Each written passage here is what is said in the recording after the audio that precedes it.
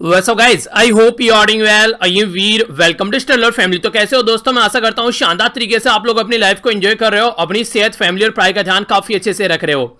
देखिए, दुनिया में दो चीजें होती हैं जो आप लोगों ने नॉर्मली अपने आसपास बड़ी फ्रीक्वेंटली देखी होगी। एक तो शादी कर देना, और शादी करने के बाद में फिर ये बोलना कि अब बच्चे कर लो। ठीक है, ये आप लोगों ने भी सुना होगा कि काफी दिन हो गए अब तो बच्चे कर लो, काफी दिन हो गए अब तो शादी कर लो। तो ये जो कंडीशन है, ये दोनों चीजें अगर आप लोग मिलाकर यहां पर देखोगे तो बहुत इंपॉर्टेंट पार्ट होता है एक पर्टिकुलर पर्सन की लाइफ का। पर लेकिन अगर शादी भी ऐसे ही कर ली जाए और फिर आगे चलकर बच्चे भी ऐसे कर लिए जाए, उनको पता नहीं कि पालना कैसा है, उनको पालने कैसा है आगे लेकर, तो ये काफी बड़ी प्रॉब्लम क्रिएट करता है। इसी के बारे में एक फैमिली मेंबर के द्वारा अपनी कुछ बातें शेयर की गई है, उसके बारे में बात करूंगा। पहले यहां पर इसके बारे में बात करते हैं। यहां पर इनके द्वारा खुद ये बात शेयर की गई है, मैंने इसको पिन भी किया था कल की वीडियो के नीचे। ये बेसिकली इनके द्वारा बताया गया कि इनके जो पेरेंट्स हैं उनके द्वारा इनकी एंगेजमेंट एक ऐसे पर्सन के साथ में की गई जो कि इलीगल काम किया करता था और जेल भी गया। फिर भी इन्होंने सोचा कि चलो कोई नहीं, शादी कर लेते हैं। पर फिर आगे पता चला कि चीजें जो है वो और भी ज्यादा खतरनाक हैं, तो इन्होंने एंगेजमेंट तोड़ दी। तो इसके चलते इनके जो पेरेंट्स हैं वो आज की डेट में भी वहीं पर ही शादी करने के लिए सोच रहे हैं इनकी, और एक तरीके से इनसे गुस्सा भी है और पढ़ने के लिए भी एक तरीके से इनको रोकते हैं। तो ये चीजें अगर आप लोग देखेंगे ना, आप लोग यहां पर ये देखिए, मैं पेरेंट्स को भी बेसिकली बोलना चाहूंगा, अगर आप लोग ये देखिए, आप लोग की एक रेस्पॉन्सिबिलिटी होती है तो आप लोग उसको बस रेस्पॉन्सिबिलिटी की तरीके से लेते हैं और उसको कंप्लीट कर देते हैं। आप लोग सोसाइटी के बारे में ज्यादा सोचते हैं। ये वही सोसाइटी है, कल को अगर आपका बच्चा जो है वो किसी बुरी कंडीशन में पड़ जाता है, सुसाइड कर लेता है, या फिर कोई और पता चला यहां पर कुछ और बुरी कंडीशन बन गई यहां पर घर के अंदर में, तो फिर यही सोसाइटी जो है आपको उसी टाइम पर फिर गाली भी देती हुई नजर आएगी। यानी कि कभी भी अगर कोई भी डिसीजन लेना है ना, मेरा मानना तो यह है कि कभी भी कोई भी डिसीजन जो है वो सोसाइटी को ध्यान में रखकर आप लोगों को लेना ही नहीं है। ये आप लोगों की लाइफ है, 24 घंटे आप लोगों को जीनी है। कोई सोसाइटी वाला आप लोगों को हेल्प करने नहीं आएगा। जब आप लोग प्रॉब्लम में होंगे आप लोगों को अपनी हेल्प अपने आप ही करनी पड़ेगी। तो सबसे पहले सबसे अच्छा तरीका तो यह है कि अपने बच्चे को अच्छे से पढ़ने दीजिए। जब वो अपने पैरों पर खड़ा हो जाए, अगर कल को कोई गलत काम भी उसके साथ में होता है तो कम से कम वो उसको टैकल कर पाएगा आपका बच्चा। पर लेकिन अगर खुद ही अपने पैरों पर खड़ा नहीं है, दूसरे के ऊपर डिपेंडेंट है, तो फिर कुछ भी नहीं होने वाला है। तो ये चीजें आप लोगों को समझनी पड़ेगी थोड़ी सी, वरना एक तरीके से रेस्पॉन्सिबिलिटी के चक्कर में जो काम किए जाते हैं वो आगे चलकर आप लोग खुद पछताएंगे, और उस टाइम पर पछताना एक तरीके से कोई सॉल्यूशन नहीं होता है। आप लोगों को लगेगा हाँ यार कुछ गलत कर दिया है, पर लेकिन उस टाइम पर आप लोग का एक शब्द लगेगा कुछ गलत कर दिया, पर सामने वाले की पूरी जिंदगी बर्बाद हो गई है, वो आप लोग देखिएगा और आप लोगों को पछताना पड़ेगा उस चीज के लिए। तो उसका कोई मतलब नहीं बनता है। तो अगर गलती करने से पहले आप लोग थोड़ा सा चीजों को सुधार लें तो कैसा रहेगा। तो ये काफी इंपॉर्टेंट फैक्ट है यहाँ पर। तो मैं आप लोगों को यही बोलूंगा, अगर कोई भी ऐसी कंडीशन बनती है तो उसको जरूर अपोज कीजिए, और उसी के साथ में सबसे पहले अपनी पढ़ाई कंप्लीट कीजिए और कोशिश कीजिए कि अपने पैरों पर खड़े हो जाएं, और उसके बाद ही कोई ऐसी चीजें कीजिए, क्योंकि इसके बाद में आप लोगों को लाइफ में कुछ नहीं मिलने वाला है। आप लोग एक ऐसी जिंदगी में घुस जाओगे कि आप लोगों की लाइफ ऐसे चली जाएगी कि पता भी नहीं चलेगा कि कैसे कट रही है वो। तो इसीलिए कोशिश ये करनी है कि थोड़ा सा पहले अपने पैरों पर खड़े हो जाइए, उसके बाद में कोई भी ऐसा डिसीजन लीजिए। ठीक है, तो ये आप लोगों को करना है। बाकी जैसे शादी के बाद में आगे चलकर बच्चे होते हैं, तो बच्चे एक तरीके से अगर आप लोग उनको पालेंगे तो ये आप लोग के ऊपर डिपेंड होगा कि कैसे उनको आप लोग संस्कार दे रहे हैं। क्योंकि वो बोलते हैं ना कि बिल्कुल एक कोरा कागज होते हैं बच्चे, उनको अगर आप लोग कितने अच्छे से मोटिवेट कर रहे हो, कैसे उनको रख रहे हो, किस तरीके से उनके साथ में आप लोग ट्रीट कर रहे हो, उनको आप लोग एक तरीके से बोल रहे हो तुम बहुत बुद्धिमान हो, या बोल रहे हो तुम बहुत बुद्धू हो, ठीक हो, तुम बहुत दयालु हो, तुम बहुत अच्छे हो, तुम बहुत बुरे हो, तो ये सारे जो शब्द आप लोग बोलते हैं ना, वो सारे शब्द जो होते हैं वो उस बच्चे के माइंड में बैठते चले जाते हैं। तो जितनी अच्छे अच्छे शब्द आप लोग उनको बोलोगे उतने ही अच्छे वो आप लोगों से देखने को मिलेगा, उनका बिहेवियर बनता चला जाएगा, और आगे चलकर जहां भी वो जाएंगे बोलेंगे कि इसके संस्कार बड़े अच्छे हैं, इसके माँ बाप ने बड़े अच्छे से पाला है। तो इसलिए बच्चा चाहे कैसा भी क्यों ना हो, अगर आप लोगों को लगता है कि बच्चा जो है वो प्रॉपर वे में डेवलप नहीं है, फिर भी उसको मोटिवेट करो, कि उसको बोलो कि तुम जो हो बहुत अच्छा काम कर रहे हो, तुमसे होशियार कोई नहीं है, तुमसे सुंदर कोई नहीं है।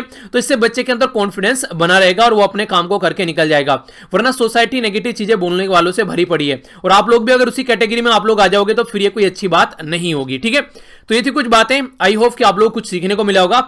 अब ये क्वेश्चन है जिनके आंसर मैंने आप लोगों को बताने थे। एक तो आसियान के बारे में पूछा गया था, दूसरा यहां पर पूछा गया था आप लोगों से ये मॉनेटरी पॉलिसी के बारे में। ठीक है, तो इसको थोड़ा समझ लेते हैं। यहां पर क्या क्या कंडीशन है आसियान कंट्री के बारे में मैं आप लोगों को बताना चाहूं तो थोड़ा सा आप लोग समझिए। यहां पर ये टोटल मिलाकर 10 मेंबर हैं। 8 अगस्त 1967 में यहां पर इसको क्रिएट किया गया था बैंकॉक थाईलैंड के अंदर में। इसलिए यहां पर इसको बोलते हैं कि आसियान जो बनाया गया वो बैंकॉक डिक्लेरेशन के द्वारा बनाया गया। स्टार्टिंग में जो फाउंडिंग मेंबर थे वो 5 मेंबर थे, वो थे इंडोनेशिया, मलेशिया, फिलीपीन, सिंगापुर और थाईलैंड। ठीक है, तो ये सारे मेंबर आप लोग यहां पर देखते हैं। बर्नोई 1984 में जुड़ा, वियतनाम 1995 में, लाओस और म्यांमार 1997 में, और कंबोडिया 1999 में। तो टोटल मिलाकर ये हो गया Myanmar, Thailand, Cambodia, Singapore, Indonesia, ये हो गया यहां पर मलेशिया, वियतनाम, लाओस, फिलीपीन और बर्नोई। तो ये टोटल मिलाकर 10 कंट्री आप लोगों को देखने को मिलेगी। ठीक है, तो ये कंट्री आप लोगों के सामने आप इसी के साथ में अगर बात करें तो पप्पू न्यू गिनिया और इसी के साथ में तुमूर लिसेते, ठीक है। तो ये ऑब्जर्वर का भी यहां पर काम करते हैं। हेडक्वार्टर जकार्ता इंडोनेशिया में, सेक्रेटरी जनरल जो है यहाँ लिम जोक हुई, ठीक है। तो ये इसके बारे में है। नेक्स्ट जो मैंने आप लोगों से पूछा था यहां पर, ये काफी इंपॉर्टेंट है, इसके बारे में क्वेश्चन भी आप लोगों से बन जाते हैं। ये है मॉनेटरी पॉलिसी कमेटी के बारे में। तो थोड़ा सा इसके बारे में मैं आप लोगों को बता देता हूं। देखिए, दो तरीके की पॉलिसी आप लोगों को देखने को मिलेगी। एक को बोलते हैं मॉनेटरी पॉलिसी और दूसरे को बोलते हैं फिस्कल पॉलिसी। मॉनेटरी पॉलिसी यहां पर सेंट्रल गवर्नमेंट सेंट्रल जो बैंक हमारा रहता है उसके द्वारा यहां पर एक तरीके से टैकल की जाती है। और फिस्कल पॉलिसी जैसे टैक्स वगैरह चेंज करना, ये सारी चीजें ये सारी सेंट्रल गवर्नमेंट के अंडर में आती है। बाकी इंटरेस्ट रेट चेंज करना, repo rate, reverse repo rate, ये सारे ये हमारी कंट्री में जो सेंट्रल बैंक है उसके अंडर में आती है। दोनों को मिलाकर बेसिक गोल क्या रहता है कि हमारी इकोनॉमिक ग्रोथ अच्छी होनी चाहिए, इन्फ्लेशन यानी कि महंगाई कम होनी चाहिए, सोसाइटी में एक स्टेबिलिटी होनी चाहिए। तो मॉनेटरी पॉलिसी कमेटी में टोटल मिलाकर 6 मेंबर आप लोगों को देखने को मिलेंगे। ये 6 मेंबर जो होते हैं, 3 तो यहां पर आरबीआई के मेंबर होते हैं और 3 होते हैं यहां पर ये गवर्नमेंट के साइड से आते हैं। ये मिलकर यहां पर डिसाइड करते हैं कि हमारी कंट्री में इन्फ्लेशन को कैसे कंट्रोल करना है। और इन्फ्लेशन को 4 + -2 रखते हैं, यानी कि 2 से लेकर 6 के बीच में इन्फ्लेशन आप लोगों को इनका देखने को मिलता है। जो रिजर्व बैंक ऑफ इंडिया के गवर्नर हैं वो यहां पर एक तरीके से इस पोस्ट को हेड करते हैं। यूपीएससी में जब प्रीलिम्स में क्वेश्चन पूछा गया तो आप लोगों को बोला गया था कि फाइनेंस मिनिस्ट्री इसको हेड करते हैं, नहीं, इसको रिजर्व बैंक ऑफ इंडिया के गवर्नर जो है वो हेड करते हैं। वो वोट तब डालते हैं जब यहां पर टाई देखने को मिलता है। एटलीस्ट 4 मेंबर होने चाहिए यहां पर अगर आप लोगों को इसकी मीटिंग स्टार्ट करनी है, और मेजोरिटी वोट के द्वारा यहां पर डिसीजन लिया जाता है। तो ये इसके बारे में बेसिक इंफॉर्मेशन होगी जो कि डायरेक्ट एग्जाम में क्वेश्चन बन जाता है, ठीक है। तो अच्छे से पार्टिसिपेट करते रहिए, काफी अच्छा लगता है जब आप लोग इस तरीके से आंसर करते हैं।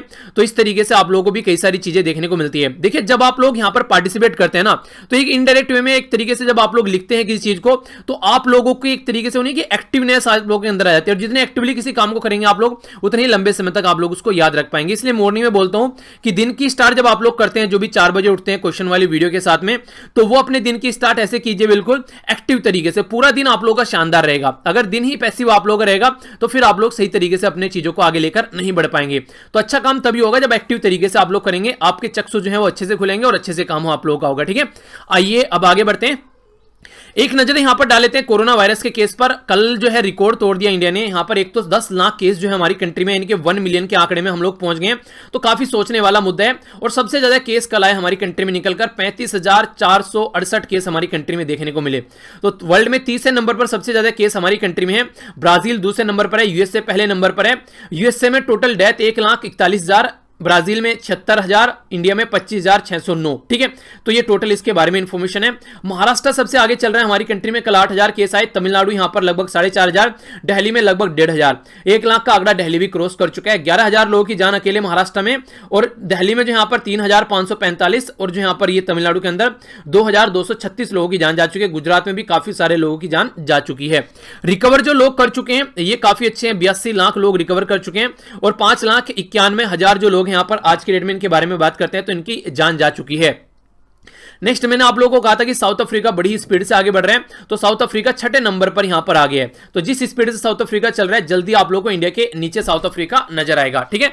तो ये है इसके बारे में डेटा। बाकी जो आज का आप लोगों का मैप बेस्ड क्वेश्चन है यहां पर, ये मैप बेस्ड क्वेश्चन है आप लोगों का गंडक। तो गंडक रिवर जाकर मैप में नहीं हारेगा, फिर इसके बारे में हम लोग डिस्कस करेंगे। बाकी काफी कुछ शानदार डिस्कस करेंगे आज के द हिंदू न्यूज़पेपर में। आप लोगों के सामने यहां पर इंपॉर्टेंट आर्टिकल है, उनके ऊपर हम लोग नजर डालेंगे, एक एक कर देख लेते हैं किसमें क्या बातें करनी है। ये जो आर्टिकल है यहां पर भी डिसेबल सेक्शन को शेड्यूल कास्ट और शेड्यूल ट्राइब के इक्विवेलेंट यहां पर फायदा देने की बात की जा रही है। तो उसी के बारे में आर्टिकल है, काफी डिटेल में आर्टिकल डिस्कस करने वालों, काफी इंपॉर्टेंट आर्टिकल आप लोग इसको बोल सकते हैं।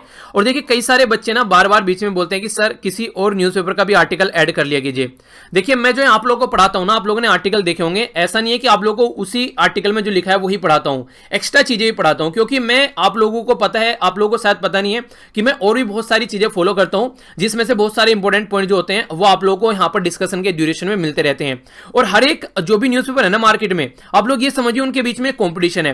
तो अगर एक आर्टिकल किसी न्यूज़पेपर में आया तो घुमा फिराकर दूसरे न्यूज़पेपर में भी वो आर्टिकल आएगा ही आएगा। अगर आप लोगों को लग रहा है कि दो न्यूज़पेपर आप लोगों को लेकर चलना है, तो ये बिल्कुल आप लोग एक तरीके से गड्ढे में गिरने वाली बात कर रहे हैं।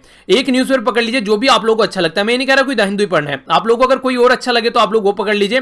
पर लेकिन किसी भी अगर टॉपर को आप लोग पूछेंगे जिसने भी आज तक कोई एग्जाम क्लियर किया है, वो हमेशा इस न्यूज़पेपर को फॉलो करने की बात करता है, क्योंकि जिस तरीके की पर्सनैलिटी यहां पर आर्टिकल लिखते हैं ना, किसी और न्यूज़पेपर में मिल जाएंगे उस तरीके के लेवल पर, लेकिन जितने रेगुलर यहां पर मिलेंगे उतने आप लोग कहीं नहीं मिलेंगे। जिस अच्छे से लेवल से वेरीफाई करके चीजों को यहां पर लिखा जाता है वो कहीं नहीं मिलेगा। तो इसलिए अपने आप पास में जो चीजें हैं उनके ऊपर कभी भी डाउट मत कीजिए। जो किताब आप लोगों के पास में सबसे बेस्ट किताब है, अगर उस किताब को दिल लगाकर पढ़ेंगे ना तो सारी चीज आप लोगों को उसमें मिल जाएगी। तो ये मत सोचिए उसके पास वो किताब है मैं भी वो ले लेता हूं, नहीं। जो आप लोगों ने पढ़ ली उस किताब को फॉलो कीजिए अच्छे से, स्टार्टिंग में चूज कीजिए एक बार अच्छे से, फिर उसी को फॉलो कीजिए। दूसरे की चीजें देखकर अपने आप को माइंड को डाइवर्ट न करें। सबसे बड़ी कंडीशन ये होती है, अपने घर में गाड़ी खड़ी है, दूसरे की गाड़ी पसंद आ रही है, अपनी शादी हो रखी है, अपने हस्बैंड वाइफ पसंद नहीं है, एक दूसरे को दूसरे के हस्बैंड वाइफ पसंद आ रहे हैं, तो ये सारी चीजें, अपना घर अच्छा नहीं लग रहा है, दूसरे का घर अच्छा लग रहा है, तो ये सारी टेंडेंसी छोड़ना पड़ेगा अगर दिमाग को शांत रखना है आप लोगों को, ठीक है। तो ये काफी अच्छा आर्टिकल है, इसके ऊपर हम लोग नजर डालेंगे। ये वाला जो आर्टिकल है यहां पर और ये वाला आर्टिकल यहां पर, ये भी एक इंटरेस्टिंग आर्टिकल है, कई सारी चीजें आप लोगों को जानने को मिलेगी। बेसिकली यहां पर एजुकेशन सिस्टम के बारे में बात की जा रही है। पेंडेमिक बढ़ रहा है, क्या क्या कंडीशन है, ये सारी बहुत बार हम लोग चीजें डिस्कस कर चुके हैं। एक नया पैटर्न होने वाला है सोसाइटी में, कैसे चीजों को आप लोग को आगे लेकर चलना है। पेंडेमिक जो होता है वो नया नेचर लेकर आता है, बार बार एक नया पैटर्न सोसाइटी का देखने को मिलता है। अब यहां पर बहुत बड़ा चेंज होने वाला है, ठीक है। तो वो सारी बातें हजारों बार डिस्कस कर चुका हूं। ये भी इंपॉर्टेंट आर्टिकल नहीं है, हालांकि फ्राइडे को एक अच्छा आर्टिकल आता है, क्या गांधी परिवार को डिसएंगेज हो जाना चाहिए कांग्रेस के साथ में, ये बात यहां पर की जा रही है। क्योंकि जैसे अभी रिसेंटली कंडीशन देखने को मिल रही है, यहां पर पहले आप लोगों को देखने को मिली मध्य प्रदेश में और अभी रिसेंटली राजस्थान में जो सिचुएशन निकल कर आ रही है, तो यहां पर कहीं ना कहीं ऐसा लगता है कि पूरी पॉलिटिकल पार्टी जो है वो एक परिवार में सिमट कर रह गई है, सारा डिसीजन वो पूरा परिवार लेगा। तो पॉलिटिकल पार्टी होती है एक डेमोक्रेटिक पार्टी, पूरी कंट्री को चलाने का काम करती है। अगर कंट्री को पूरा परिवार चलाएगा तो आप लोग देखिए कि रसोई पॉलिटिक्स वहां पर बन जाएगी, यानी कि जो रसोई में डिस्कस करने अपने घर पर ये होना है वो होना है, वही आकर देश में इंप्लीमेंट कर दिया, तो वो सही चीजें देखने को नहीं मिलती है। तो वो कंडीशन यहां पर देखने की कोशिश की जा रही है, तो इसको हम लोग नहीं डिस्कस करेंगे। ये कार्टून है, इसको देखेंगे और यहां पर ये आर्टिकल तुर्की के बारे में इसके ऊपर नजर डालेंगे। और आज फ्राइडे को यहां पर एक तरीका नोट आता है जो जर्नलिस्ट अपना एक्सपीरियंस शेयर करते हैं, तो ये एग्जाम के पॉइंट ऑफ से इंपॉर्टेंट नहीं होता है, ठीक है। तो आइए आर्टिकल देखते हैं एक एक कर, काफी शानदार आर्टिकल है, पर उससे पहले आप लोगों के सामने यहां पर कार्टून है। कार्टून में यहां पर आप लोगों को बताना है ये कौन है, ये कौन है और ये कौन है, और किस दशा को दर्शा रहा है यहां पर ये पर्टिकुलर कार्टून, ठीक है। तो ये आप लोगों को बताना है। लास्ट वाला कार्टून जो था वो मैंने आप लोगों से यहां पर पूछा था, तो ये कार्टून जो है बेसिकली यहां पर आप लोगों को पता है कि आज की डेट में जो यहां पर अगर हमारी सेंट्रल गवर्नमेंट के बारे में बात करें, वो क्या कर रहे हैं, जहां पर भी कांग्रेस की गवर्नमेंट है उसको गिराने की कोशिश कर रहे हैं, यानी कि एक तरीके से उसके एमएलए यहां पर तोड़े जा रहे हैं, उसके मेंबर ऑफ पार्लियामेंट जहां पर भी उनको लगता है अपनी साइड मिलाने की कोशिश की जाती है। तो इस तरीके से कांग्रेस को एक तरीके से गिराने की कोशिश की जा रही है, खत्म करने की कोशिश की जा रही है बीजेपी के द्वारा, वही यहां पर ये कार्टून दिखा रहा है। बोला जा रहा है कि यहां पर एक तरीके से प्रपोज किया गया यहां पर 100 metre statue of Shri Modi ji, तो मोदी जी का स्टेचू बना रहे हैं। तो ईंटें कहां से ला रहे हैं, यहां पर ला रहे हैं जहां पर बेस बना हुआ है कांग्रेस का, तो वहां से जो एक तरीके से जो विधायक है वो तोड़ तोड़ कर लाए जा रहे हैं, ऐसा आप लोग बोल सकते हैं, ठीक है। तो ये थी पूरी दशा जो यहां पर दिखाई गई थी। आज का कार्टून क्या है उसके बारे में आप लोगों को बताना है, ठीक है। तो आइए सबसे पहले इंपॉर्टेंट क्वेश्चन, सबसे पहले इंपॉर्टेंट आर्टिकल के ऊपर नजर डालते हैं, और क्वेश्चन भी आप लोगों के लिए इसको अच्छे से आप लोग अटेम्प्ट कीजिएगा, कई सारी इंटरेस्टिंग चीजें आप लोगों को जानने को मिलने वाली है। यहां पर जो बात की जा रही है ये इक्वल ट्रीटमेंट के बारे में बात की जा रही है। इक्वल ट्रीटमेंट किस किस के बीच में, एक तो डिसेबल सेक्शन होता है सोसाइटी में जिसको आप लोग दिव्यांगन भी बोलते हैं, और दूसरा होता है SC ST। तो दिव्यांगन को भी यहां पर SC ST के इक्विवेलेंट यहां पर एक तरीके से जो रिजर्वेशन की फैसिलिटी है वो एक्सटेंड की गई है सुप्रीम कोर्ट के द्वारा। तो ये बोला गया है कि ये यहां पर अच्छी बात है, ठीक है। तो इसके ऊपर आप लोगों को कमेंट करना है। तो बोला गया सुप्रीम कोर्ट ने अच्छा किया है, क्या आप लोगों को लग रहा है कि अच्छा किया है? तो दोनों एंगल में आप लोगों को बताऊंगा अच्छा किया है या फिर बुरा किया है, तो दोनों एंगल आप लोग समझ पाएंगे, तभी आप लोग एक अच्छा आंसर यहां पर लिख पाएंगे। तो इसी के बारे में बात करते हैं। सबसे पहले एक छोटी सी यहां पर नजर डालते हैं फंडामेंटल राइट्स के ऊपर, ठीक है। तो फंडामेंटल राइट्स हैं उसके बारे में जानेंगे, तभी आप लोग चीजों को अंडरस्टैंड यहां पर अच्छे से कर पाएंगे। हमारे संविधान में पार्ट 3 में फंडामेंटल राइट को रखा गया है। पार्ट 3 में जब आर्टिकल 12 से लेकर आर्टिकल 35 के बारे में आप लोग बात करेंगे तो आप लोगों को फंडामेंटल राइट यहां पर देखने को मिलेंगे। तो ये जो फंडामेंटल राइट है इनको बेसिकली 6 कैटेगरी में डिवाइड किया गया है। ये 6 कैटेगरी कौन कौन सी है और किस किस आर्टिकल के अंदर आती है, तो ये भी आप लोग थोड़ा समझिए। सबसे पहले बात करते हैं राइट टू इक्वलिटी के बारे में। तो राइट टू इक्वलिटी जो आप लोग को देखने को मिलेगा ये आर्टिकल 14 से लेकर आर्टिकल 18 तक देखने को मिलेगा। तो ये आप लोगों का पहला पार्ट हो गया। दूसरा पार्ट जो आप लोगों को यहां पर नजर आएगा, ये बात करते हैं राइट टू फ्रीडम के बारे में। तो राइट टू फ्रीडम जो है यहां पर ये आर्टिकल 19 से लेकर आर्टिकल 22 तक आप लोगों को देखने को मिलेगा। यहां पर राइट टू फ्रीडम के बारे में बात की जाती है। तीसरा जो सेक्शन आप लोगों के सामने यहां पर नजर आएगा ये राइट अगेंस्ट एक्सप्लॉयटेशन के बारे में बात करते हैं। तो एक्सप्लॉयटेशन नहीं होना चाहिए सोसाइटी में, एक तरह से बंधुआ मजदूरी आप लोग बोल सकते हैं। और जो बच्चे होते हैं उनके बारे में जब बात करते हैं तो चाइल्ड लेबर आप लोगों को देखने को मिलेगी। तो दोनों आर्टिकल काफी इंपॉर्टेंट है, ये आप लोग याद रखिएगा। ये डायरेक्ट क्वेश्चन कई बार इससे निकलकर आ जाता है। नेक्स्ट यहां पर जब 4th पोजीशन के बारे में बात करते हैं तो यहां पर बात करते हैं फिर यहां पर बात करते हैं राइट टू, जो हमारा राइट ऑफ टू फ्रीडम, जो फ्रीडम ऑफ रिलीजन के बारे में बात करते हैं, ठीक है। तो right to freedom of religion, तो right to freedom of religion जो है यहां पर आर्टिकल 25 से लेकर आर्टिकल 28 के बीच में आता है, और ये काफी इंपॉर्टेंट हो जाता है जब यहां पर सोसाइटी में रिलीजन के बारे में बात आती है। तो यूपीएससी या फिर कोई भी एग्जामिनेशन में आप लोगों से बैकग्राउंड में जाकर क्वेश्चन बन सकता है इसके बारे में, तो कम से कम एक पोजीशन आप लोगों को पता होना चाहिए। नेक्स्ट यहां पर बात करेंगे राइट, जो यहां पर कल्चर एंड एजुकेशनल राइट के बारे में। कल्चर और एजुकेशनल जो राइट होते हैं यहां पर, ये आप लोगों को आर्टिकल 29 और आर्टिकल 30 में आप लोगों को देखने को मिलेंगे, तो इंपॉर्टेंट है, इनके बारे में भी आप लोगों को पता होना चाहिए। नंबर 6 पॉइंट पर अगर आप लोग आएंगे तो कॉन्स्टिट्यूशनल रेमेडीज है, यानी कि एक तरीके से आप लोगों के जो राइट है उनको ढंग से इंप्लीमेंट किया जा रहा है नहीं किया जा रहा है, वो चीजें देखी जाती है। तो आर्टिकल 32 से लेकर आर्टिकल 35 में कॉन्स्टिट्यूशनल रेमेडी देखने को मिलेगी, और आर्टिकल 32 को heart and soul of the constitution बोला गया था भीमराव अंबेडकर जी के द्वारा, और ये क्वेश्चन पता नहीं कितनी बार एग्जाम में पूछा जा चुका है अलग अलग। तो ये सारा जो पोर्शन आप लोग यहां पर देखेंगे, तो ये सारी चीजें आप लोग यहां पर देखने को मिलती है कि सोसाइटी को कैसे हम लोग को लेकर चलना है, ठीक है। तो इन्हीं सब चीजों के बारे में बात करते हैं। तो जब राइट टू इक्वलिटी के बारे में बात आती है, तो उसी से रिलेटेड यहां पर बेसिकली जो आप लोगों को देखने को मिलेगा रिजर्वेशन के बारे में बात की जा रही है, तो इक्वल ट्रीटमेंट की बात की जा रही है। तो राइट टू इक्वलिटी आर्टिकल 14 से लेके आर्टिकल जो 18 तक आप लोगों को देखने को मिलता है, तो यहां पर बेसिकली इसी के बारे में बात की जा रही है, ठीक है। तो ये राइट टू इक्वलिटी जो है इसके बारे में देख लेते हैं। तो आर्टिकल 14, 15, 16, 17, 18, तो यहां पर इसके बारे में बात करता है। आर्टिकल 15 के ऊपर आप लोगों ने मूवी भी देखी होगी, ठीक है, सोशल इक्वलिटी के बारे में जब हम लोग बात करते हैं, तो यहां पर रेस, कास्ट, रेस, इसी के साथ में सेक्स, रिलीजन, इन सबसे ऊपर उठकर यहां पर बात की जाती है कि हम लोग को कैसे मिलजुल कर रहना है। इक्वलिटी इन मैटर पब्लिक इंप्लॉयमेंट, ये आर्टिकल 16 में आप लोगों को देखने को मिलेगा, जो कि काफी इंपॉर्टेंट है। और इक्वलिटी बिफोर लॉ आर्टिकल 14 के अंदर आप लोगों को देखने को मिलेगा। अबोलिशन ऑफ अनटचेबिलिटी आर्टिकल 17 के अंदर आप लोगों को देखने को मिलेगा। अबोलिशन ऑफ टाइटल आप लोगों को आर्टिकल 18 के अंदर देखने को मिलेगा।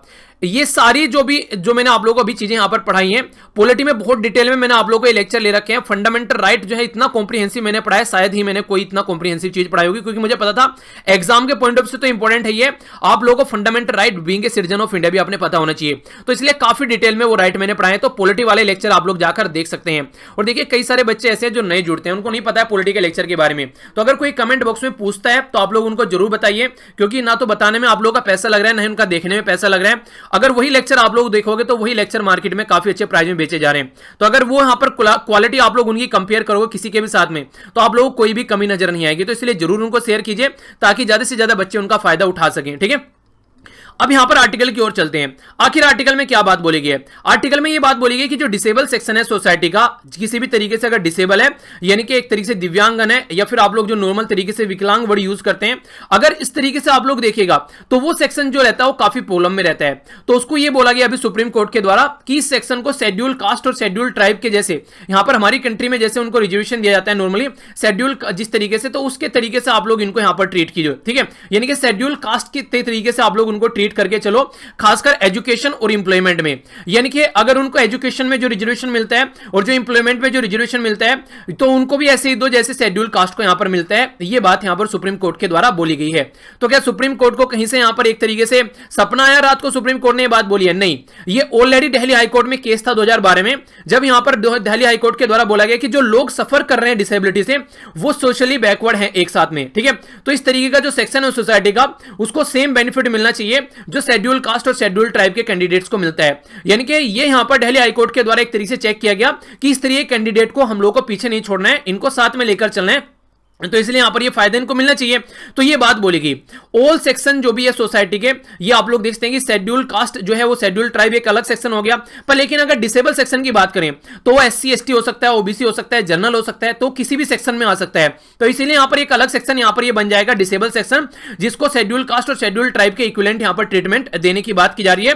और अब ये एक तरीके से अब ये जो है इसको एक तरीके से हरी झंडी दिखा दी गई है सुप्रीम कोर्ट के द्वारा भी कि हाँ ये बिल्कुल सही है। तो यहां पर ये आप लोगों को देखने को मिला। तो एक तरीके से रिजर्वेशन जो है वो यहां पर इनको भी ऐसे ही मिलेगा जिस तरीके से शेड्यूल कास्ट और शेड्यूल ट्राइब को यहां पर मिलता है। नेक्स्ट अगर यहां पर बात करें शेड्यूल कास्ट और शेड्यूल ट्राइब जो कैंडिडेट हैं, वो यहां पर जो जिस तरीके से यहां पर आप लोगों को देखने को मिलेगा, जब उनको एडमिशन किया जाता है तो उनको कुछ ना कुछ रिलैक्सेशन दी जाती है। कितनी रिलैक्सेशन डिसेबल सेक्शन को दी जाती है, कितनी शेड्यूल कास्ट को दी जाती है, तो पहले ये भी आप लोगों को पता होना चाहिए। तो 2012 में जब यहां पर केस पहुंचा दिल्ली हाईकोर्ट के अंदर, तो उसने बोला यूनिवर्सिटी आज के डेट में 10% जो एक तरीके से जो एक तरीके छूट है वो यहां पर शेड्यूल कास्ट और शेड्यूल ट्राइब को देती है, और 5% जो है ये डिसेबल सेक्शन को यहां पर दिया जाता है। तो ये काफी इंपॉर्टेंट है जिसके बारे में आप लोगों को पता होना चाहिए। चाहिए, यानी कि 10% तो यहां पर रहता है इनके लिए और 5% रहता है इनके लिए। हाई कोर्ट के द्वारा बोला गया कि ये डिस्क्रिमिनेटरी है, यानी कि इनको भी यहां पर इक्वल मिलना चाहिए शेड्यूल कास्ट के और शेड्यूल ट्राइब के। ये डिस्क्रिमिनेटरी है क्योंकि बहुत बड़ा सेक्शन ऐसा है जो कि सबसे ज्यादा प्रॉब्लम फेस करता है, तो इसको डिस्क्रिमिनेशन की कैटेगरी में इनके द्वारा बोला गया यहां पर। तो उसके चलते यहां पर बोला गया कि इनको यहां पर ये हक है। और ये कैसे बोला गया? इनके द्वारा बोला गया, हमारा संविधान भी ये बातें बोलता है कि डिसेबल सेक्शन जो है उसके बारे में इस तरीके से अगर आप लोग देखिए, और जो लॉ है 1995 का जो लेजिस्लेशन है वो भी अपॉर्चुनिटी प्रोवाइड कराता है कि उनके सेक्शन, उनके एक तरीके से राइट को प्रोटेक्ट आप लोगों को करना है। तो इसके चलते अभी रिसेंट का जो एक्ट हमारी कंट्री में आया है कि right of person with disability 2016, वो भी यहां पर ट्रांसफॉर्मेटिव इफेक्ट के बारे में बात करता है ताकि ज्यादा से ज्यादा फायदा इनको पहुंचाया जा सके। तो इनडायरेक्ट वे में मैं आप लोगों को बताऊं तो सीधे सीधा ये बोला जा रहा है कि जो डिसेबल सेक्शन है उसको शेड्यूल कास्ट और शेड्यूल ट्राइब के इक्विवेलेंट ले जाकर रख दीजिए। ये बात दिल्ली हाई कोर्ट के द्वारा बोली गई और सुप्रीम कोर्ट ने भी इसके ऊपर ठप्पा लगा दिया है। पर लेकिन जो इसको अपोज करने वाले हैं वो क्या बोलते हैं, अब उनकी बात सुन लेते हैं थोड़ा सा। यानी कि ये तो ये बोलते हैं कि एक तरीके से सेक्शन जो है वो काफी प्रॉब्लम में रहता है, उनको फायदा मिलना चाहिए, ये होना चाहिए। तो वो सारी बातें उनके द्वारा अपने पॉइंट रखे गए। अब यहां पर जो अपोज करने वाले हैं उनके पॉइंट देख लेते हैं और आप लोग भी अपना पॉइंट बताएंगे, आप लोग इसके बारे में क्या सोचते हैं। तो इनकी पॉइंट भी आप लोगों को पता होना चाहिए और कुछ अपना भी आप लोग जो भी आप लोग जानते हैं इनके बारे में समझते हैं। अगर उस सेक्शन का पार्ट है सोसाइटी का तो आप लोग और ज्यादा प्रॉब्लम जानते हो तो वो भी आप लोग यहां पर इंक्लूड करके रख सकते हैं। अब यहां पर क्या बात की जा रही है? यहां पर यह बात की जा रही है कि शेड्यूल कास्ट और शेड्यूल ट्राइब को, डिसेबल सेक्शन को आप लोग कैसे कंपेयर कर सकते हैं। क्योंकि अगर बात करें इनडायरेक्ट वे में, आप लोगों ने फिजिकल और जो मेंटल डिसेबिलिटी है उसको सोशल डिसेबिलिटी के साथ में इक्वल कर दिया।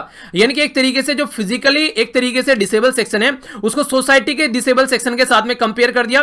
क्योंकि जिस तरीके से 100 साल से भी ज्यादा सालों से जो यहां पर शेड्यूल कास्ट और शेड्यूल ट्राइब सफर करते हुए आ रहे हैं, वही सेम ट्रीटमेंट आप लोग डिसेबल सेक्शन को दे रहे हैं। हो सकता है कि वो डिसेबल सेक्शन का जो पर्सन है वो ऐसा भी हो सकता है किसी बहुत अच्छी फैमिली का पर्सन हो, तो उसको भी आप लोग वही रिजर्वेशन प्रोवाइड करा रहे हैं जो कि शेड्यूल कास्ट और शेड्यूल ट्राइब के लिए प्रोवाइड करा रहे हैं। तो ये कितने हद तक यहां पर सही है? ठीक है, तो यहां पर जो मुझे एक सही लग रहा है, मुझे ये लग रहा है कि देखिए जो इस तरीके का सेक्शन है सोसाइटी का, तो उसको आप लोग जो अभी दिया नहीं, आप लोग सोशली और इकोनॉमिक बैकवर्ड सेक्शन है, ठीक है, तो वो वाला क्राइटेरिया और डिसेबल वाला क्राइटेरिया अगर इनको मिक्स कर आप लोग लगा दें, यानी कि वो एक तरीके से गरीब भी होना चाहिए और डिसेबल भी होना चाहिए। क्योंकि अगर एक अच्छे तबके का है सोसाइटी का, उसका फैमिली बैकग्राउंड अच्छा है, तो उसको क्या रिजर्वेशन की जरूरत पड़ी है, उसको क्या इन चीजों की जरूरत पड़ी है, तो वहां पे तो फायदा उसको मिल जाएगा। जो गरीब तबका है और डिसेबल है उसको यहां पर इसके इक्विवेलेंट रखना चाहिए। ये मेरी पर्सनल राय है, ऐसा आर्टिकल में कहीं नहीं लिखा है।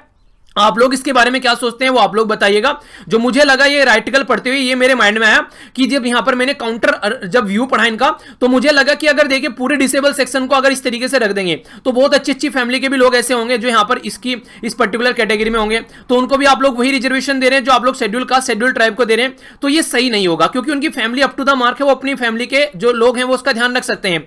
पर लेकिन अगर ज्यादा से ज्यादा रिजर्वेशन उस सेक्शन को मिले जो गरीब सेक्शन है, जिनको खाने के लिए रोटी भी नहीं मिल रही है, इंप्लॉयमेंट भी नहीं मिल रहा है, तो ज्यादा को हम लोग फायदा पहुंचा पाएंगे जिसको इसकी रिक्वायरमेंट है। तो ये शेड्यूल कास्ट जो यहां पर हमारी कंट्री में सोशली और जो इकोनॉमिकली वीकर सेक्शन के बारे में बात की गई है, इसको मैं आप लोग मिक्स कर दे अगर यहां पर डिसेबल सेक्शन के साथ में, तो एक अच्छा क्राइटेरिया होगा यहां पर। तो दूसरी बात यही यहां पर बोली जा रही है जो मैंने भी आप लोगों को बताई, बोला गया कि जो सोशली बैकग्राउंड में अच्छे लोग हैं, खासकर एक तरीके से प्रिविलेज्ड कम्युनिटी के लोग हैं, अगर एक तरीके से अच्छी अमीर फैमिली से वो आते हैं तो एक तरीके से उनको एडवांटेज मिल जाएगी उन लोगों के ऊपर जो हिस्टोरिकली सोशली डिसेबल हैं यहां पर। ठीक है, तो आप लोग समझ सकते हैं कि दोनों में एक डिफरेंस आप लोगों को काफी बड़ा देखने को मिलेगा। तो फिर से यहां पर जिन लोगों को फायदा मिलना चाहिए उनको नहीं मिल पाएगा, जिनको मिलना चाहिए उनको, जिनको नहीं मिलना चाहिए उनको मिल जाएगा। तो इस तरीके से फिर से एक नेगेटिव इंपैक्ट यहां पर डालता हुआ नजर आएगा। तो दिल्ली हाई कोर्ट के द्वारा जो यहां पर एक तरीके से साइट किया गया कि लो लिटरेसी और एक तरीके से इंप्लॉयमेंट रेट जो है वो पर्सन विद डिसेबिलिटी के अंदर काफी लो है। तो उसके चलते यहां पर ये डेटा दिखाते हैं, यहां पर राइटर बोलते हैं 2001 के सेंसस की बात की जा रही है, 11 के नहीं, ये तो और भी पीछे का है, 11 का तो अब और भी अच्छा हो गया होगा। 2001 के सेंसस की अगर बात करें हम लोग, जो 51% जो डिसेबल सेक्शन है वो यहां पर एक तरीके से इलिटरेट यहां पर बोला गया है। ठीक है, तो यहां पर एक तरीके से एक अच्छा खासा सेक्शन यानी कि 49% सेक्शन जो है आप लोगों को उसको लिटरेसी बोल सकते हैं। अगर दूसरे के साथ में आप लोग कंपेयर करेंगे तो वहां पर आप लोगों को चीजें काफी कम नजर आएंगी। तो यहां पर ये सेक्शन जो है फिर भी पढ़ा लिखा है दूसरे के कंपेयर में, अगर आप लोग कंपेयर करते हैं तो सिमिलर जो यहां पर आप लोगों को देखने को मिलेगा। रिप्रेजेंटेशन इन एम्प्लॉयमेंट की बात की जा रही है, 2016 के हिसाब से अगर एड्रेस किया जाए यहां पर जो कोटा है आज के डेट में वो 3% आप लोगों को देखने को मिलेगा यहां पर डिसेबल सेक्शन को दिया जाता है। ठीक है, तो इसको बढ़ाकर अभी 5% यहां पर आप लोगों ने कर दिया है। ठीक है, और उसके उसके साथ में प्राइवेट में भी उनको इंसेंटिव देने की बात की जा रही है, तो वो आप लोग वहां पर भी देख सकते हैं। तो देखिए यहां पर यही बात की जा रही है कि एक सेक्शन तो ऐसा है जो कि हिस्टोरिकली काफी गरीब है और डिसेबल भी है, उसके ऊपर फोकस देने की बात की जा रही है। और एक सेक्शन ऐसा है कि जो यहां पर एक तरीके से शेड्यूल कास्ट और शेड्यूल ट्राइब वाला जो सदियों से यहां पर प्रॉब्लम फेस करता रहा है, उसके लिए रिजर्वेशन की बात की जा रही है। तो यहां पर वो सेक्शन आप लोगों को अलग करना पड़ेगा जो सोशली एक अच्छा सेक्शन है, उसको आप लोग अगर डिसेबल सेक्शन अगर है भी वो, उसको अगर आप लोग इसके साथ में इंक्लूड करके चलोगे तो जिनको फायदा मिलना चाहिए उनको फायदा नहीं मिल पाएगा। तो इस तरीके से एक प्रॉपर डिक्लेयर आप लोग एक प्रॉपर एक होने के देखिए डिमार्केशन एक तरीके से होना चाहिए, पूरा एक लाइन क्लियर होनी चाहिए कि किनको कितना फायदा यहां पर मिलना चाहिए। क्योंकि इसी के चलते अभी आप लोग क्या कर रहे हैं, जो अदर बैकवर्ड क्लासेस में सब कैटेगरी डिवाइड कर रहे हैं, वो यही तो करना है आप लोग, सब कैटेगरी डिवाइड करके कि उस सेक्शन को अलग निकाल रहे हैं जिनको फायदा नहीं मिल रहा है। अगर आप लोग यहां पे स्टार्टिंग से ही वो चीजें लेकर चलेंगे तो अच्छा रहेगा, वरना आगे चल के पता चला इसके अंदर भी आप लोगों को सब कैटेगरी निकालनी पड़ रही है। तो ये क्रिटिसिज्म के पॉइंट भी आप लोग यहां पर ऐड कर सकते हैं इस तरीके से, ठीक है। तो ये इंपॉर्टेंट पॉइंट है जो आप लोग यहां पर इंक्लूड करके रख सकते हैं। और हाँ, ये आर्टिकल में कहीं नहीं है, ये मुझे आर्टिकल पढ़ते पढ़ते जो चीजें मुझे समझ में आई वो मैं आप लोगों को बता रहा हूं, ठीक है।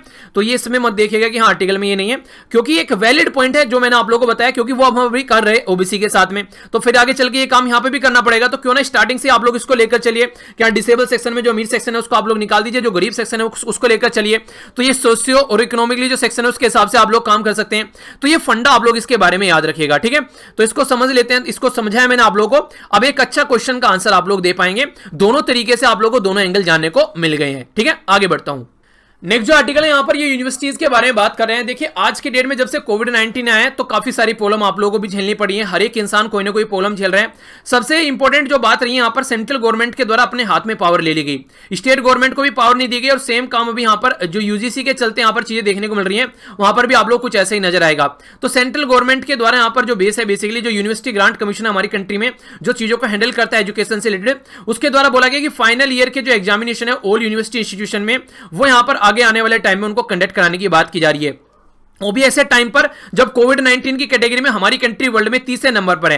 35,000 के करीब केस हमारी कंट्री में देखने को मिल रहे हैं डे के बेसिस पर। अगर आप लोग काम करते हैं तो उस कंट्री में अगर आप लोग एग्जाम कंडक्ट करा रहे हैं तो किस लेवल पर चीजें पहुंच सकती हैं आप लोग उनको समझ नहीं पा रहे हैं। क्योंकि मान लीजिए कोई यंग पर्सन है, जो बच्चे हैं वो पेपर देने जाएंगे और घर में जाकर अपनी फैमिली से भी मिलेंगे, तो इनडायरेक्ट वे में आप लोग उनको करियर बना देंगे कोविड-19 का। जब अपनी फैमिली के पास में वो जाएंगे और कोई ओल्ड पर्सन है फैमिली में, तो उनके लिए एक तरीके से वो एक बहुत बड़ा खतरे के रूप में एक तरीके से घर में जाकर घुसेंगे।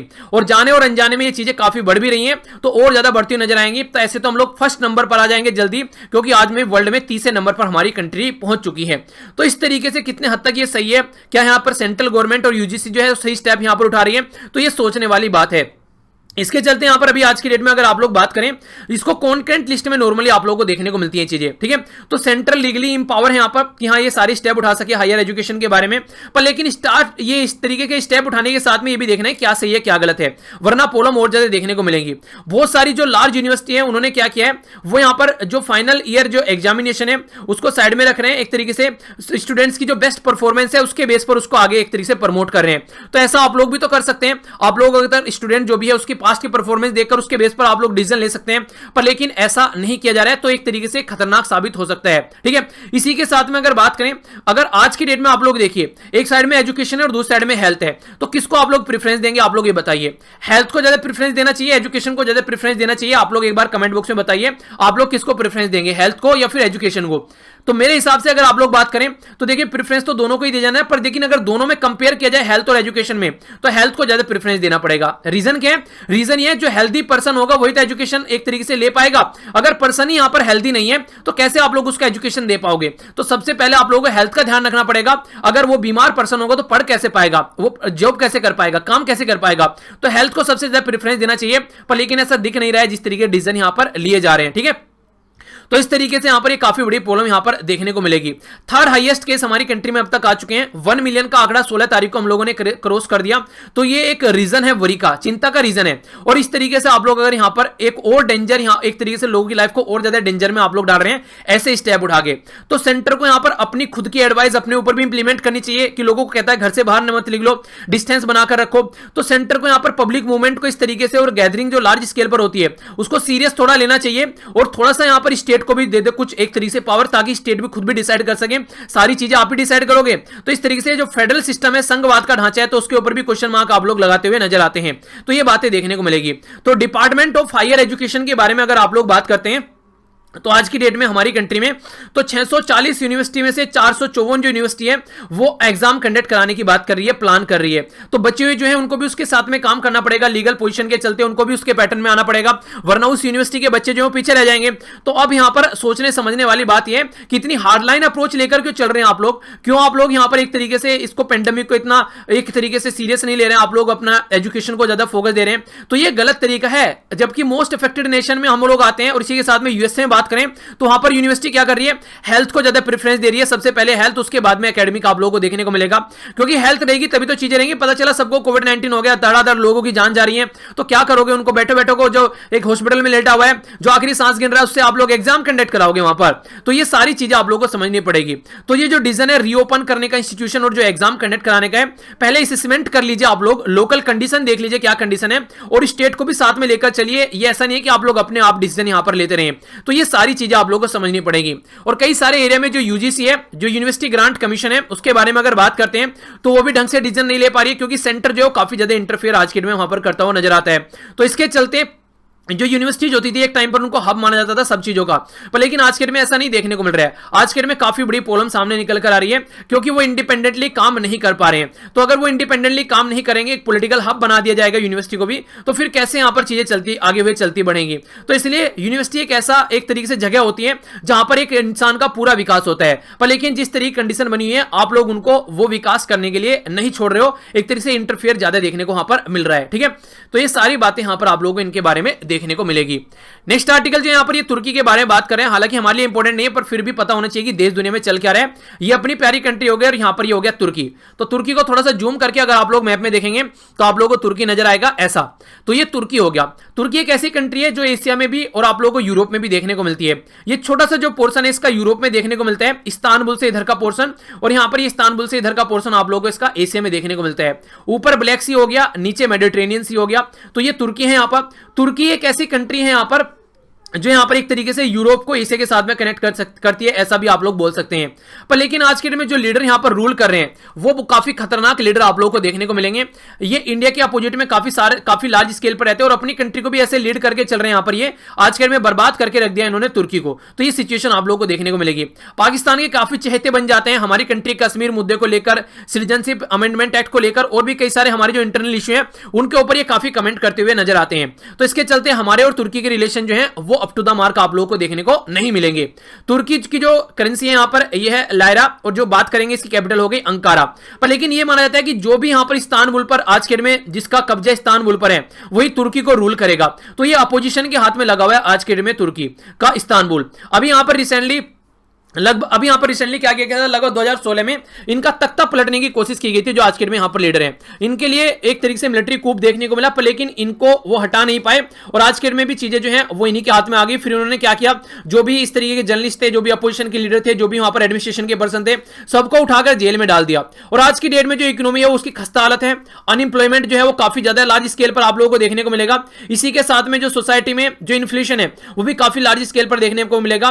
तो तुर्की जो है वो सबसे बुरी कंडीशन में आज में यहां पर देखने को मिल रहा है। और तुर्की को एक तरीके से जिसको डेमोक्रेटिक तुर्की बनाने की बात की गई थी पास्ट में, यहां पर एक तरीके से ये रिलीजन को एक तरीके से कॉन्स्टिट्यूशन से ऊपर रखकर यहां पर देख रहे हैं, यानी कि बिल्कुल पाकिस्तान वाले पैटर्न पर चलते हुए यहां पर ये नजर आ रहे हैं, जिसकी वजह से सोसाइटी में फिर से काफी ज्यादा प्रॉब्लम यहां पर देखने को मिल रही है। तो ये इस तरीके की हरकतें यहां पर इनके द्वारा की जा रही है। ठीक है, तो ये इनके बारे में आप लोग याद रख सकते हैं। कुछ बातें अगर आप लोगों से एग्जाम में पूछी जाए तो कोई कंफ्यूजन नहीं होना चाहिए। ठीक है, तो ये इनके बारे में बेसिकली, और भी बताने के लिए तो बहुत चीजें, अगर तुर्की के बारे में बताने बैठूंगा मैं आप लोगों को तो काफी कुछ चीजें आप लोगों को मतलब एक तरीके से एक पूरा लेक्चर भी इस पे ले सकता हूं, पर फिर भी एक थोड़ा सा ओवरव्यू और दे देता हूं। तुर्की और सीरिया वाला इश्यू आप लोगों ने सुना है, जब यहां पर यूएसए के प्रेसिडेंट डोनाल्ड ट्रंप साहब के द्वारा बोला गया वो सीरिया से बाहर निकल रहे हैं, तो तुर्की के द्वारा बोला गया जो कुर्द कम्युनिटी है, कुर्द कम्युनिटी एक ऐसी कम्युनिटी है जो तुर्की, सीरिया और इराक के बॉर्डर पर एक कुर्दिस्तान बनाना चाहती है। तो इन्होंने उसके ऊपर अटैक करना स्टार्ट किया और उस कुर्द कम्युनिटी के द्वारा यूएसए को सपोर्ट किया गया था सीरिया में शांति बनाए रखने के लिए। तो उस टाइम पर भी यहां पर यूएसए और तुर्की के रिलेशन काफी खराब हो गए थे। S-400 सिस्टम जो है यहां पर एयर डिफेंस सिस्टम ये एक तरीके से नेटो का मेंबर है तुर्की, पर लेकिन ये रसिया से खरीद रहा है। तो इसके चलते भी यहां पर काफी बुरे रिलेशन आज के में हो रहे हैं जो नेटो मेंबर के साथ में तुर्की के, तो इसके चलते भी यहां पर ये काफी ज्यादा न्यूज में रहता है। इसी के साथ में अगर आप लोग मैप में यहां पर देखोगे तुर्की को, तो मैप के नीचे एक छोटी सी कंट्री आप लोगों को नजर आएगी, साइप्रस। तो साइप्रस का जो नॉर्थ पोर्शन है वो तुर्की कंट्रोल में है, जो साउथ पोर्शन है वो इंडिपेंडेंट है। नॉर्थ और साउथ दोनों मिलकर एक कंप्लीट साइप्रस बनाना चाहते हैं, पर तुर्की इनको ऐसा नहीं करने दे रहा है। और साइप्रस इंडिया के पास में आता है कि तुर्की से बात कर लो, हमारे अच्छे रिलेशन है साइप्रस के साथ में। तो ये भी कंडीशन आप लोगों को देखने को मिलती है। तो जब तुर्की यहां पर बात करता है कश्मीर के मुद्दे के ऊपर, तो हम साइप्रस का मुद्दा यहां पर कई बार उठा लेते हैं, यानी कि एक तरीके से टिट फॉर टैट वाली कंडीशन चल रही है। तुम हमको इस तरीके से बोलोगे तो हम तुमको बोलेंगे, तो वो कंडीशन यहां पर देखने को मिलती है। जब भी कोई पाकिस्तान का मुद्दा आता है तो तुर्की हमेशा उसमें टांग अड़ाता है, हमेशा कुछ ना कुछ कमेंट करता हुआ नजर आता है, वो हमेशा पाकिस्तान को सपोर्ट करता हुआ नजर आता है। तो इसलिए भी काफी बुरे रिलेशन आप लोग इंडिया और तुर्की के आज के डेट में देख सकते हैं। तो मिडिल ईस्ट में कंट्री है, ये इसकी फ्लैग हो गया यहां पर, इसके बारे में आप लोग आइडिया रख सकते हैं थोड़ा सा। आसपास वाली कंट्री यहां पर हो गया Georgia, Armenia, Iran, Iraq, Syria, ये देखने को मिलेगा। इधर हो गया बुल्गारिया, ठीक है। तो ये यहां पर तुर्की को टच करते हुए नजर आएंगे, और यहां पर आप लोग ग्रीस इसको देख सकते हैं। तो ये है बेसिकली जो मैप जो मुझे आप लोगों को दिखाना था, ठीक है। तो इस तरीके से आप लोग, एक ऐसा है कि जब कोई आप लोग चीजें पढ़ते हैं तो उसके आसपास वाली चीजों को भी देखा करो, ताकि आप लोग उसको लंबे समय तक याद रख पाओ, ठीक है। अब नजर डालते हैं यहां पर क्वेश्चन के ऊपर, बोला जा रहा है सोन रिवर के बारे में, ठीक है। तो ये जो रिवर है यहां पर, ये सेंट्रल इंडिया की रिवर है, और सेकंड लार्जेस्ट जो गंगा की southern tributary after Yamuna. Yamuna सबसे बड़ी ट्रिब्यूटरी है, साउथ जो साउथ गंगा में जाएंगे, तो उस गंगा के साउथ में जाएंगे। दूसरी सोन है यहां पर, ठीक है। दूसरा बोला गया सोन ये ओरिजिनेट होती है अमरकंटक मध्य प्रदेश से। कौन सी स्टेटमेंट करेक्ट है? ए में बोला गया वन ओनली, बी बोला गया टोली, सी बोला गया बोथ 1 and 2, डी बोला गया नाइदर 1 नो 2। तो सही आंसर क्या है? ए, बी, सी, एफ, डी। सही आंसर है यहां पर सी, दोनों की दोनों स्टेटमेंट सही है। यहां पर मैप में भी आप लोग यहां पर देख सकते हैं, ये यहां पर गंगा रिवर होगी, और गंगा रिवर के नीचे आप लोगों को सोन रिवर यहां पर देखने को मिलेगी। पटना से थोड़े पहले यहां पर ये ऐड होती नजर आती है, ठीक है। इधर आप लोग देखिए यमुना रिवर होगी, ठीक है। ये मैंने आप लोगों को यहां पर पढ़ाई थी। अभी यहां पर ये सारी रिवर, ये घाघरा, ये सारी आप आगे आने वाले टाइम में और भी आप लोगों को बताने वाला हूं। तो गंगा रिवर सिस्टम के साथ में यहां पर ये कनेक्ट है। सोन रिवर के साथ में अगर आप लोग बात करते हैं तो 784 किलोमीटर लंबी है, अमरकंटक से यहां पर एक तरीके से निकलती है और गंगा में जाकर गिर जाती है। कंट्री इंडिया है, और इसी के साथ में यहां पर कोयलावर जो ब्रिज है वो आप लोगों को इसके ऊपर देखने को मिलेगा, ठीक है। तो ये इसके बारे में बेसिक इंफॉर्मेशन है जो आप लोग यहां पर याद रख सकते हैं। और देखिए एक बात और आप लोगों को बता दूं, जो कई सारे बच्चे कई बार यहां पर पूछते हैं, क्या आप लोगों को कोई आर्टिकल पढ़ना चाहिए, न्यूज़पेपर पढ़ना चाहिए? देखिए एक तरीके से आप लोगों को यहां पर डिस्कशन सुनने के बाद में एक न्यूज़पेपर से गो थ्रू होना चाहिए, पर फिर भी अगर आप लोग यहां पर टाइम नहीं निकाल पाते हैं तो कम से कम एक आर्टिकल डेली आप लोगों को पढ़ना चाहिए। मिनिमम एक आर्टिकल तो कम से कम आप लोगों को पढ़ना ही पढ़ना चाहिए। इससे क्या होगा, आप लोगों की रीडिंग स्पीड अच्छी बनेगी। इससे क्या होगा, आप लोगों का जो एग्जाम में कॉम्प्रीहेंशन होता है उसको आप लोग अच्छे से सोल्व कर पाएंगे। सी सेट के अंदर भी जो चीजें आती हैं, क्वेश्चन को पढ़ने में आप लोगों की अंडरस्टैंडिंग ज्यादा बढ़ेगी, तो वो सारी चीजें भी देखने को मिलेगी। तो अगर पूरा न्यूज़पेपर नहीं, कम से कम एक आर्टिकल तो डेली आप लोगों को पढ़ना ही पढ़ना है, डिस्कशन सुनने के बाद में भी, ताकि आप लोग एक अच्छे पैटर्न में आप लोग को ला पाए। सजेशन तो ये रहता है कि न्यूज़पेपर में से निकल जाए एक बार को, कोई दिक्कत नहीं है, पर लेकिन फिर भी अगर नहीं मिल पाते तो एक आर्टिकल तो मैं आप लोगों को जरूर सजेस्ट करूंगा कि मिनिमम एक आर्टिकल तो डेली आप लोगों को पढ़ना ही पढ़ना चाहिए, ठीक है। तो आज का जो आर्टिकल है आप लोग वो रिजर्वेशन से रिलेटेड आर्टिकल आप लोग पढ़ सकते हैं, जो मैंने भी आप लोगों को पढ़ाया, काफी कुछ अच्छा आप लोगों को वहां पर जानने को मिलेगा, ठीक है। पर आर्टिकल पढ़ने के बाद में ये मत बोलेगा कि सर इसमें तो इतनी चीजें थी नहीं जितनी बता दी है, ठीक है। कई सारे बच्चों को उसमें प्रॉब्लम, एक्स्ट्रा चीजें भी मत बताओ, जो आर्टिकल में लिखा है वही बताओ, ठीक है। तो देखिए जो चीजें होती हैं जो इंपॉर्टेंट है वो आप लोगों को बताई जाती हैं, ताकि दूसरा एंगल भी आप लोग उस पर्टिकुलर पॉइंट के बारे में जान सकें। तो बेसिक पर्पज ये रहता है, ठीक है। तो उसको गलत तरीके से मत देखा करो, और एक न्यूज़पेपर पकड़ लो, एक किताब पकड़ लो हर एक सब्जेक्ट की, वो नैया पार लगा देगी, इधर उधर घूमोगे। एक देखिए क्या करते हैं, एक कोई पर्टिकुलर आर्टिकल आप लोगों ने पढ़ लिया, फिर दूसरे न्यूज़पेपर में जाके पढ़ेंगे, फिर तीसरे पढ़ेंगे, ऐसे तो आप लोग इसी में लगे रहोगे। और भी बहुत कुछ चीजें करने के लिए, उनको तो आप लोग कर ही नहीं पाओगे। तो ये अच्छी समझदारी इसी में है कि अपने आप को एक डेडिकेटेड एरिया में लेकर चलें। और बहुत सारे बच्चे ऐसे रहते हैं, कई बार फेसबुक पर बैठे रहते हैं, पूरे दिन यूट्यूब पर बैठे रहते हैं। तो देखिए अपना टाइम डिसाइड कर लीजिए कि कितना टाइम देना है। मुझे नहीं लगता है कि 1 से 1.5 घंटे से ज्यादा आप लोगों को, मैक्सिमम 2 घंटे से ज्यादा आप लोगों को ऑनलाइन मीडियम में या फिर जिस तरीके से यूट्यूब वगैरह में देना चाहिए। अगर आप लोग ज्यादा इससे ज्यादा दे रहे हैं तो फिर आप लोग कैसे मैनेज कर रहे हैं मुझे नहीं पता, वो चीजें आप लोग अपने आप देखिए। हालांकि इसके ऊपर भी मैंने वीडियो बना रखी है कि कितना टाइम आप लोगों को यहां पर यूट्यूब को देना चाहिए और कितनी चीजें आप लोग क्या क्या कवर करनी चाहिए, एक पूरी वीडियो के ऊपर मैंने बना रखी है। तो अगर नहीं समझ में आता है तो वो आप लोग देख लीजिए, आप लोगों को कई सारी चीजें और जानने को मिल जाएगी। तो इतना टोटल आज का डिस्कशन, लेक्चर काफी अच्छे से शेयर कर रहे हैं आप लोग यहां पर फेसबुक पर, काफी अच्छा लग रहा है। कई सारे बच्चे रेगुलर उसको शेयर कर रहे हैं। अगर अच्छा लगता है तो जरूर कीजिए। अगर आप लोगों को फायदा पहुंचा रही है चीजें तो दूसरों को भी फायदा पहुंचाएगी। तो इस तरीके से आप लोग एक तरीके से पूरी एसएलवी फैमिली एक तरीके से हम लोग मिलकर आगे बढ़ सकते हैं। और जब भी टाइम मिले किसी को पढ़ा दीजिए, दिल को जो सुकून मिलेगा उसको मैं एक्सप्लेन नहीं कर सकता शब्द में। तो ये आप लोग देखिएगा, पीडीएफ यहां से जाकर डाउनलोड कर लीजिएगा, इकट्ठा मिल जाएगी। नेक्स्ट वीडियो जो होगी आप लोगों की वो होगी न्यूज एनालिसिस वाली, जिसमें ऑल इंडिया रेडियो, पीआईबी और अलग अलग न्यूज़पेपर के आर्टिकल देखने को मिलेंगे, जो कि मेनली प्रीलिम्स के फोकस की होती है, या फिर आप लोग बोलिए कि आप लोग जो ऑब्जेक्टिव टाइप क्वेश्चन पेपर देते हैं उसके फोकस की वो पूरी न्यूज होती है। ठीक है, तो उसको आप लोग जरूर देखिएगा, वो सेकंड वीडियो होगी आप लोग की। तो मिलता हूं नेक्स्ट लेक्चर में। बड़ों को नमस्ते, छोटों को प्यार, छोटी सी लाइफ एंजॉय करा। तब तक के लिए जय हिंद।